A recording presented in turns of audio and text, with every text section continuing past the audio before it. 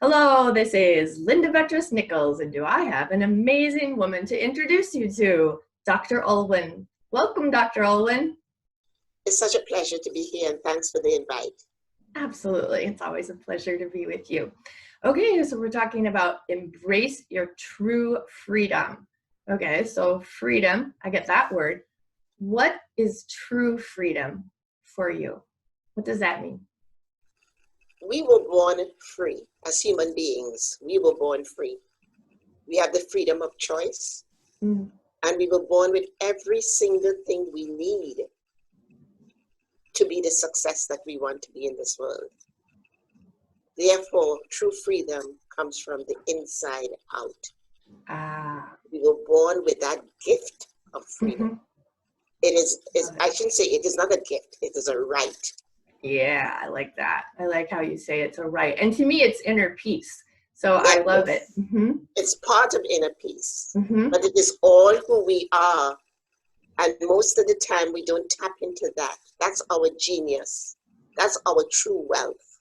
And what's very interesting is that we have been, what word should I use? We have been coerced into living our life from the outside in. Ignoring our right to be free, to be truly free. Yeah, I love it. Because when we live from the inside out, our maker controls us. And that's what is so beautiful about it. I love it. And you've worked at the, C-level with clients, you've worked with even leaders, and what would you say is the transformation that's been super necessary for them to make in order to get them to their true freedom? What's very interesting is that when we have a habit that we think has helped us, and it has helped us to a certain extent, but when we get to leadership, it's not only what we learned about getting a job, making money, implementing systems and external systems and processes. And what you find, many leaders are stuck when they need to get to a higher level. And what it is that they have not learned to tap into that true freedom. And what happens is that they are amazed at the power that's unfolded in them. They are amazed to see themselves being that person that they dreamed of and they never thought that they could be. Now, this may sound like theory, but it isn't. And it's not miracles. It is just unlocking what's in you. And letting it shine. And what they find that they're able to do is that they have the kind of courage needed to not just survive day to day, but to live a life of long-term thriving. And the other beautiful part of it, it is done without friction, meaning with grace and ease. And I have worked with thousands of people around the world. And in the beginning, they did not think it was possible. And they are just amazed that, my gosh, this is what I was born to do. This is the life that I'm born to have. And it is a right, and now they hold on to that right, and they live the right in the full expression of themselves. And another thing, and if you see me getting excited because I'm excited about the transformation that occurs, is that they become socially conscious, and the quality of their giving is so much more powerful. Wow. They think about others. What is that? They have then the ability to really think about others. Yes. But not ignoring themselves. Right. So important. Yes.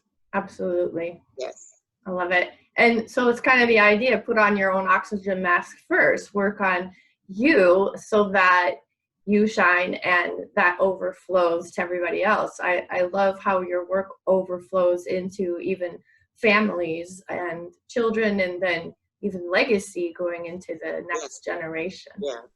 Could I give you a little example, because I don't want to be talking just in theory. Sure. So to make it live, so that people who are listening could begin to hear the possibilities and live through somebody else's, I like to call it magic, so that they also know that magic is within them. So I can remember working with a CEO of a major corporation. Right. And he's viewed as a global leader and really respected around the world. So when I met him, I was asked to help him transform part of his company. Okay. And what he told me is that he felt stuck. He knew that he knew because he had done it, but he felt stuck. But he was not stuck based on his company. He was stuck within himself. Okay.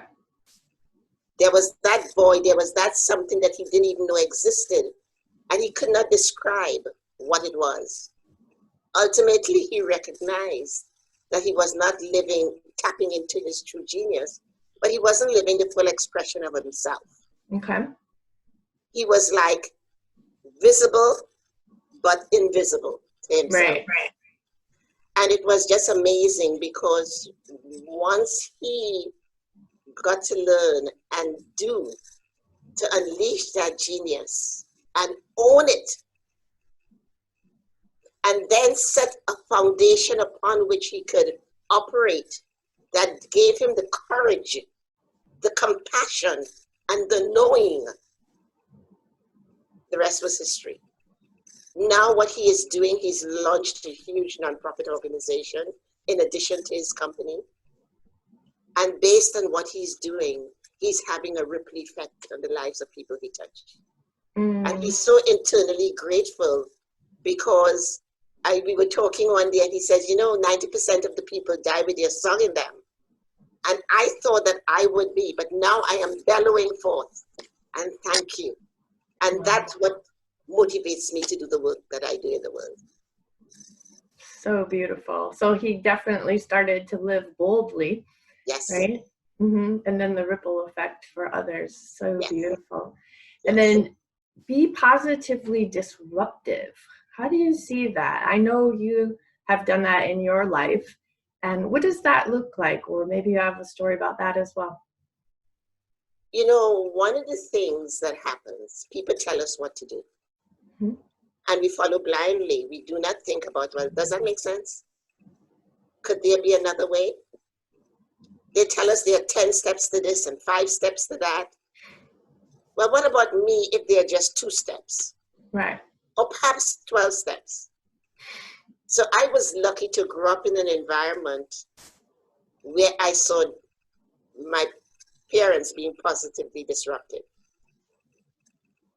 And what I found was that, people would come to visit my father, and I would see them upset or crying. And then when they left, they were laughing, and then you heard that their family was doing well and all that. And as I was a little kid and a curious kid, so every time I heard the bell, when they rang the bell, I would look out and I would see them upset. But when they left, they were happy. So in my little convoluted mind, I thought my father did magic. And I would like to have that impact on people's lives and businesses. So therefore, I was committed as from a little kid that I was going to develop my own magic so that I could be positively disruptive. It does not make sense to have change take a long period of time. That is disrupting the status quo if you see things ineffective in the status quo. Now, you open yourself to a lot of criticism and pushback. Right. So what? Yeah, right. But when you know something, you do it. Because if you don't know it, if you don't do it, it's just as well as not knowing. So I grew up living my life in the beginning quietly, positively disruptive. And as I transcended into my in my career and began to do this work more and more, now I live positively disruptive. Wow. The core of who I am is positively disruptive. I love that, because there's always a challenge. There's always pushing the envelope of your life further. You know, one of the examples that I give to my clients is that you look at this world and you think you see everything, and you only have a limited view. Mm-hmm. And you look at that mountain and you say, I want to get up on that mountain, and then I would have lived. And the interesting thing about it is that when you get to the top of that mountain and you look at the view, you see so many more mountains. Right. One climb. Positively disruptive, pushing the envelope of your life. Mm-hmm. To do things that once you did not imagine that could happen. I love it. It takes guts to be positively disruptive.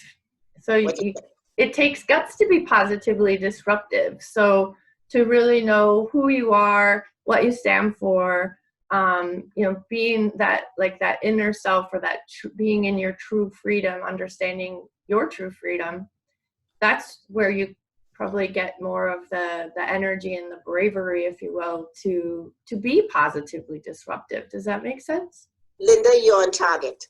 I get to go. You are on target. I can remember what I tell myself is that to be the change I want to see in myself first, right, and then in the world, because you have to make that change in you first. Have the courage to be bold, have the conviction to be disruptive, have the commitment to be your best self. Mm-hmm. Those are the kinds of things that need to be happen. So when you step out into the world, you're stepping out based on the best you can be at any moment in time, and just be. And when you fall down, you get up. I was reading a quote recently that says, the shame is not in the falling down, but is in your refusal to get up. And every time you get up stronger and bolder, with more muscles where muscles shouldn't be. And you're living your life in its majestic splendor, because that's what we were born to do. Beautiful. And you are in your true freedom when you're doing that. And that is exactly how to embrace your true freedom. I love it. Thank you so much, Dr. Ulwyn. Thank you also. I appreciate it. Bye-bye. Bye-bye.